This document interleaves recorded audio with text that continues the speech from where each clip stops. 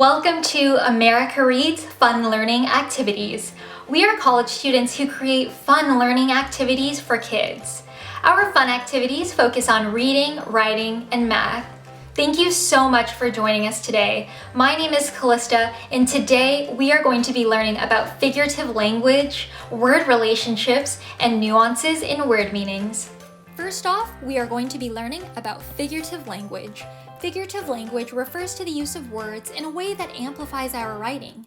It helps to better and more creatively illustrate ideas that writers are trying to convey. The goal of figurative language is to make an ordinary statement more engaging for readers, and today we are going to cover 8 different types of figurative language, including simile, metaphor, personification, onomatopoeia, oxymoron, hyperbole, idiom, and alliteration. And our first figurative language device is simile. A simile is a figure of speech that compares two things. The similarity is highlighted using the words like or as. And examples of similes include Derek is quiet like a mouse and Amy is as brave as a lion. Our next figurative language device is the metaphor. Metaphors are similar to similes because they both compare two things. However, metaphors do not use like or as. Instead, metaphors apply a word or phrase to an object or action that is not literally applicable. And examples of a metaphor include Amber is a walking encyclopedia and Mr. Jack's classroom is a circus. Our third figurative language device is personification. Personification is when a human characteristic is applied to something non-human. Examples of personification includes the leaves danced in the wind and Jack's shoes were tired and suffering after he ran 3 miles. Our next figurative language device is the onomatopoeia. Onomatopoeia is a word that phonetically imitates or suggests the sound that it describes or is associated with. Examples of onomatopoeia include splat or bang. Next off, we have the oxymoron. An oxymoron is a figure of speech that is a self-contradiction. In other words, it is a phrase that contains two opposite things. Examples of oxymorons include bittersweet and old news. Our sixth figurative language device is the hyperbole. A hyperbole is an exaggeration that is not meant to be taken literally. The exaggeration helps to magnify or amplify the writer's point. Examples of the hyperbole include Grandpa is 1,000 years old and it took Jake the entire day to finish tying his shoes. Our seventh figurative language device is the idiom. An idiom is a phrase or expression that has a non-literal meaning associated with the phrase. The established meaning of the phrase is not deducible from the literal words themselves. And an example of the idiom is cut it out. Another example is it's raining cats and dogs. Our eighth and final figurative language device is alliteration. Alliteration is when the same letter or sound at the beginning of a word is repeated throughout multiple words. Examples of alliteration include Jeremy jumps joyously and Sandy sells seashells. They're a little bit of a tongue twister. Next, let's learn about word relationships. Word relationships describe the connection or relationship that two words have with one another. And 3 main examples of word relationships include synonym, antonym, and homonym. Our first relationships of words are called synonyms.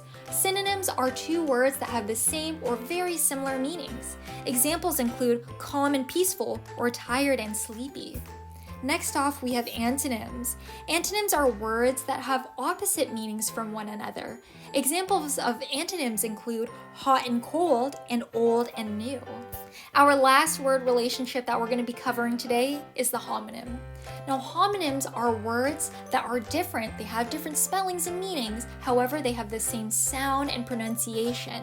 Examples of homonyms include here and see and see. Now we're going to learn about nuances in word meanings. Now, words or phrases that have the same thing can have nuances, and nuances are very subtle differences. So for example, let's look at 2 phrases. We have Walter bolted out of the classroom and Walter stomped out of the classroom. Now, these words are different, but they essentially mean the same thing. Walter's leaving the classroom, but they have subtle differences or nuances. So, for example, in these phrases, we can see that Walter simply exited the classroom. However, the first sentence illustrates how Walter left the classroom in a hurry, while the second sentence illustrates how Walter left the classroom in an angry mood. Now, to better understand these subtle differences, we have to understand denotations of words and connotations of words. So first off, let's cover denotation. A denotation is the definition of a word.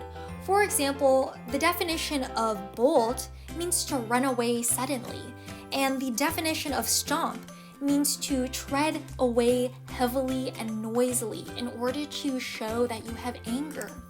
Next, we have connotation. Now, a connotation of a word refers to the feelings or ideas of a certain word. For example, the connotation of bolt is that the person bolting is in a hurry, while the connotation of the word stomp is that the person is stomping away in an angry or furious fashion. Therefore, by understanding the denotation and the connotation of different words, we can better understand the nuances or subtle differences of different word meanings. Now that we have learned about different figurative language devices, word relationships, and nuances of word meanings, let's create a craft to put your skills to the test.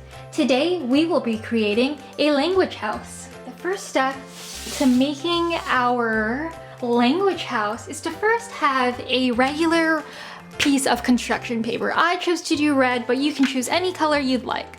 First step is you're going to want to take the construction paper and fold it exactly in half in landscape. So after you do that, take it out of your fold in landscape, and then from that line that you just made, go ahead and fold down 2 triangles from the top. This is going to be the roof of our house. After you have constructed your roof, go ahead and take a rectangle construction paper, put it in landscape. I chose to do brown. You can do any color you'd like. And now we have the base of our house. Now what we're going to want to do is we're going to take a different color of construction paper to make our doors. I have chosen blue. What you're going to want to do is cut out small rectangular pieces, fold them in half, and then put them in portrait. And after you have this in portrait, go ahead and start assembling your doors. We're going to want to take 8 different rectangles and fold them all in half and align them like so. We're going to do 4 on the top and 4 on the bottom. And we're going to want to put them, either way works, but I'm just going to put the flaps downward. These are going to be our doors. So I've taken 8 blue ones, so we can have 8 different doors for 8 different types of figurative language. After we have our doors down, you're going to want to take 3 of a different color. I've chosen to do yellow.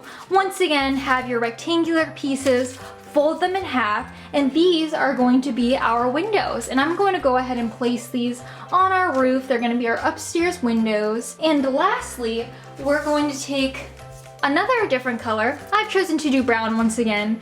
We're going to have our chimney, and we're going to have our front door. So I'm going to space these out so we can have our front door. Now, after you've constructed your roof, your base of the house, your 8 different doors for figurative language, 2 different pieces for our nuance definitions, and 3 different pieces for our word relationships, you're going to want to glue it all down. Now, after you've glued everything down, you're going to want to take a marker so we can put doorknobs on our doors and we can make little designs on our windows. Now, after we've drawn doorknobs on our doors and window panes on our windows and a design on our chimney, it's time to label all of our pieces. First, we're going to label our 3 windows after the 3 word relationships we learned about. So we're going to name 1 synonym, 1 antonym, and 1 homonym. Then for our blue doors, we're going to label all of those the different types of figurative language techniques. So simile, metaphor, personification, onomatopoeia, oxymoron, hyperbole, idiom, and alliteration. And for our brown pieces, first we're going to label our door connotation for our first type of nuance definition. And then we're going to label our brown chimney denotation.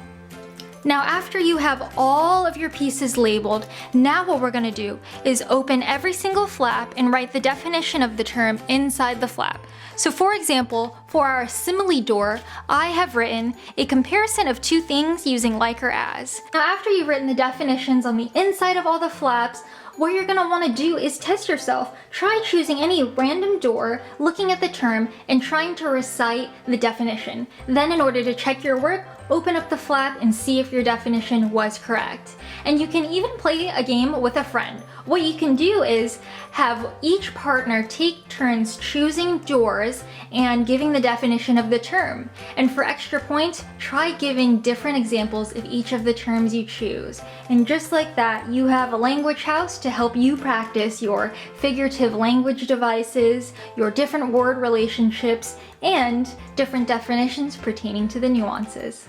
Thank you so much for learning with us today. We hope you come back very, very soon and learn with us some more during another one of our videos. Please like this video and subscribe to our channel, and we will be back with more lessons soon.